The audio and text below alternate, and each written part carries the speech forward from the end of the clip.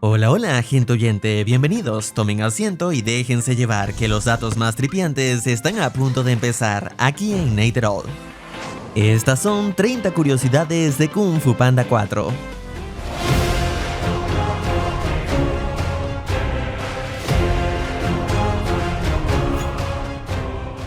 La película contó con un presupuesto de 85 millones, siendo la menos costosa de la franquicia. En cuanto a la taquilla, ha logrado recaudar más de 525 millones, estando algo lejos de las dos primeras entregas. Sin embargo, ya ha logrado superar a la tercera entrega y al último éxito del estudio, que fue la secuela del Gato con Botas. Por lo que a pesar de sus defectos y de los numerosos problemas en la producción, la película logró funcionar bien en taquilla. Esta cuarta entrega fue dirigida por Mike Mitchell, conocido por ser el director de estas otras películas, y en este caso, como también fue productor ejecutivo, se le dio total libertad creativa. Y aunque se podría pensar que esto es algo positivo, en este caso parece que no fue así, pues la codirectora Stephanie Stein habló sobre muchas de las decisiones creativas que este decidió tomar, con las que ella no estaba de acuerdo. Sin embargo, tenía que aceptarlas porque Mike Mitchell era el jefe, y a ella no le prestaban atención por no ser considerada relevante dentro de la industria. Si recuerdan, en la primera película, durante su pelea con Tai Lung, Po terminó destruyendo la entrada a la tienda de fideos de su padre Ganso. Luego, en la secuela y tercera parte, se aprecia que la entrada fue reparada. Por aquí se ven las marcas de empaste. Pero en esta cuarta entrega, para simbolizar el retorno de la saga o un nuevo inicio, nos muestran una gran reapertura de la tienda, la cual fue renovada y ya no se le ven las marcas. Para justificar la ausencia de los 5 furiosos, se menciona que estos se encuentran en sus propias misiones individuales. En el caso de Mantis, dicen que solo está evitando que su esposa le coma la cabeza, un comportamiento de las hembras mantis que ocurre en la vida real, generalmente durante o después del apareamiento. A esto ya se le había hecho alusión anteriormente en Kung Fu Panda 2. Yo tuve mucha suerte, no tuve problemas con mi padre. Tal vez porque mamá se lo comió antes de que yo naciera, no sé. Y también en una escena eliminada de esa misma película, donde otra mantis coquetea con él, lo que claramente lo pone nervioso. Did you see the look in her eye? She was getting ready to eat me. Eat you? She doesn't even know you. El año pasado, el youtuber y empresario MrBeast hizo un cameo en la película de las Tortugas Ninja, dándole voz a un ciudadano. Y ahora aquí en Kung Fu Panda 4 vuelve a hacer un cameo dándole voz a Panda Pig. Skadoosh. Durante el primer encuentro, Shen le arroja a Po la daga de Denoa, y este la esquiva en cámara lenta usando sus brazos, tal y como lo hizo el maestro Shifu durante su pelea con Tai Lung en la primera película. Además, parece que copia también los movimientos de Kai, solo le faltó el gran soundtrack. Po le menciona a Shen que ya ha roto la urna de los guerreros susurrantes 2 veces, refiriéndose a aquella vez de la primera película y a la de la tercera, aunque esa última fue su papá quien la rompió. Pero bueno, él lo dejó entrar a ese lugar, así que ambos cuentan como responsables, supongo. De cualquier manera, Po sí que llegó a romperla en otra ocasión, solo que no podemos considerarla canon, pues fue en un episodio de la serie de la leyenda de Po. Disculpa,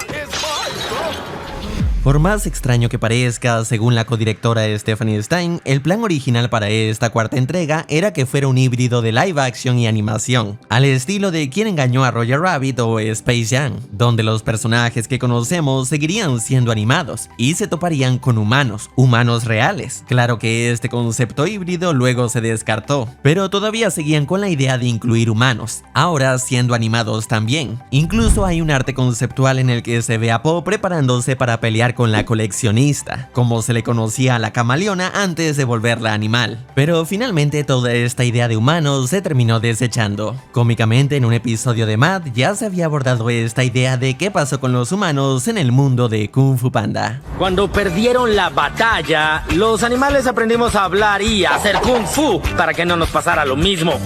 Es una buena explicación para el mundo del Kung Fu Panda. Por primera vez en la franquicia se dicen las palabras Kung Fu Panda en voz alta, dicho por Po cuando intenta convencer a los guardias que liberen a Shen. Tal vez ustedes me conozcan mejor como Kung Fu Panda. Los oficiales que persiguen a Po y Shen son toros, y en un punto entran corriendo a una tienda de antigüedades, pero al darse cuenta dónde están deciden avanzar con mucho cuidado para no dañar nada. Una broma sobre el dicho como un toro en tienda china o tienda de porcelana, algo que la película de Ferdinand también llegó a hacer. En la escena de persecución mientras Po y Shen escapan de los guardias, se escucha de fondo una versión china de la canción Crazy Train de Ozzy Osbourne.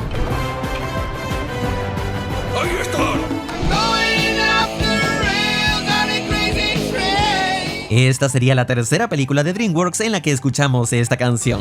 La primera fue Megamente y la segunda Trolls 2.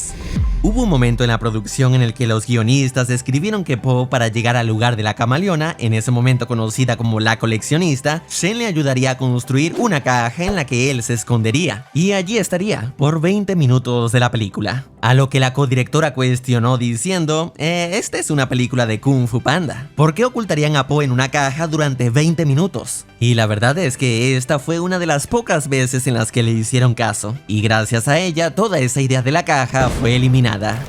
En un punto nos revelan que cuando la camaleona encontró a Shen, le dio una semilla que formaba parte de su árbol falso, mientras que un poco antes de que nos contaran eso, vimos cómo Po le dio a Shen una semilla real del árbol de la sabiduría celestial, por lo que aunque en apariencia el regalo de la camaleona parece brillante y valioso, a final de cuentas es falso, mientras que el regalo de Po, aunque parece algo mundano, es completamente genuino y porta en sí la promesa de un crecimiento real, lo cual termina conectándose con algo que veremos al final de la película. Stephanie Stein comentó que ella y otras personas del equipo presionaron a Mike Mitchell para que incluyera una historia de fondo y motivaciones para la camaleona, algo a lo que él se opuso durante mucho tiempo, pues no quería nada de eso. Fue después de una de las proyecciones de prueba que accedió, pero para ese entonces ya se había avanzado mucho con la animación, y los demás productores tampoco querían que se añadiera mucho tiempo a la película. Es por eso que cuando la camaleona cuenta su historia ni siquiera vemos flashbacks, solo es un simple diálogo en donde cuenta cómo supuestamente fue discriminada por su tamaño, y eso es todo. Stephanie considera que este fue uno de los grandes errores, ya que las historias de fondo y las motivaciones son esenciales para entender las acciones del villano, y haber dejado eso para el último momento hizo que no se pudiera profundizar realmente en esto. De cierta manera, Tai Lung ha aparecido en todas las películas de la franquicia. En la primera era el principal antagonista. En la segunda fue mencionado y apareció en un flashback. En la tercera apareció en forma de muñeco de acción y entre los amuletos de almas capturadas por Kai. Y finalmente en esta cuarta entrega que lo vemos mucho más presente que a los otros rivales de Po. Cuando Shen convence a los ladrones de ayudar a Po, ellos deciden hacerlo porque creen que si hacen el bien hoy, podrán hacer más mal mañana. A lo que Shen dice lo siguiente: ¿están listos para hacer lo correcto por razones erróneas? Esto puede recordar a la frase dicha por el señor Ping en la película anterior, solo que era al revés. A veces hacemos cosas incorrectas por razones correctas. Sin duda, los fanáticos de las series animadas que ha tenido la franquicia esperaban que algunos de los villanos de las series aparecieran en esta entrega o se les hiciera referencia. Sin embargo, la codirectora confirmó que a ninguna de las series se le considera canon. Cada villano que ha tenido la franquicia ha estado directamente relacionado con el pasado de alguno de los héroes. Tai Lung era el pupilo de Shifu, Lord Shen fue quien separó a Po de su familia, y el general Kai era un antiguo aliado de Wu-Wei. Pero ¿qué hay de la camaleona? Bueno, en realidad con ella ocurre lo contrario, y es que su pasado se relaciona con Shen, quien se convertiría en alguien importante para el futuro de Po, siendo parte de su legado. Los agujeros de guión en esta cuarta entrega era algo que a los guionistas les importaba poco. La codirectora contó que cada vez que alguien intentaba cuestionarlos sobre ciertos errores o contradicciones en la historia, ellos se negaban a aceptarlo. Estás equivocada y no sabes lo que quieres, fue lo que le dijeron una vez a ella. Después de que se revela que Shen traicionó a Po, se suponía que ella más tarde aparecería sin explicación ayudando a Po en su pelea con la camaleona. Es decir, no habría esta escena en la que ella se redime hablando con Po. Fue la codirectora quien pidió que se incluyera esto, pero los escritores le dijeron que no querían escribir eso porque odian ese tipo de escenas. Stephanie siguió insistiendo hasta que finalmente dijeron: está bien, escribiremos una escena en la que Po y Shen se reconcilien, pero no disfrutaremos haciéndolo. ¿Y saben qué pasó? Pues nunca la escribieron, solo le mintieron a la codirectora para que dejara de insistir. Luego, un mes después, cuando Mike Mitchell estaba revisando el guión gráfico, dijo: como que nos falta algo, ¿no? la escena de redención. Y fue allí cuando Mike, con el poder que tenía, le pidió a uno de los productores asociados que escribiera la escena. Mientras que Stephanie, aunque no le hayan hecho caso en un inicio, estuvo feliz de hacer el guión gráfico para esa escena que tanto estaba pidiendo. Cuando Po le ofrece a la camaleona una oportunidad para redimirse, ella lo rechaza, cambia de forma a Lord Shen y lo ataca, recordando a lo ocurrido en la segunda película, pues cuando Po perdonó a Lord Shen y trató de redimirlo, enfurecido por su derrota, siguió atacándolo, provocando así su fatal desenlace, que aparentemente aceptó. La codirectora Stephanie propuso una idea en la que Shifu sería secuestrado por la camaleona. De este modo, Tai Lung, al aparecer en el clímax, se iba a reencontrar con Shifu, quien fue su maestro y padre adoptivo. Ambos hubieran tenido una pequeña charla que les permitiría sanar esas viejas heridas y despedirse en buenos términos. Pero tristemente, esta idea de Stephanie no terminó llegando al producto final, y el regreso de Tai Lung en sí se sintió algo desaprovechado. Y ni hablar de Lord Shen y Kai, que básicamente están de adorno. Hay un final más kármico para la camaleona que no vimos y que podríamos considerar canon, al menos en su novela oficial. En esta se dice que después de ser llevada al reino de los espíritus, Tai Lung y los otros terminaron usando su lengua para jugar a saltar la cuerda. La codirectora Stephanie Stein explicó que la razón de no incluir a los 5 furiosos en esta entrega se debió más que todo al costo que implicaba traer de regreso a sus actores de voz, cuyos sueldos aumentaban con cada secuela que sacaban. Stephanie cuenta que un ejecutivo le dijo que traer a Angelina Jolie para que dijera una sola línea para su personaje de tigresa costaría alrededor de $20 millones. Y aunque Stephanie no está segura si el ejecutivo estaba haciendo algo exagerado, entendía con esto la decisión de no incluir a los 5 furiosos. De cualquier manera, al final el equipo de marketing insistió en que los incluyeran, por lo que terminaron siendo añadidos de último momento en los créditos finales, aunque claro, ninguno de ellos habla para no tener que llamar a sus respectivos actores. Como parte de la promoción de esta cuarta entrega, Jack Black con su banda Tenacious D nos trajeron una versión rock de Baby One More Time de Britney Spears, la cual se escucha en los créditos de la cinta.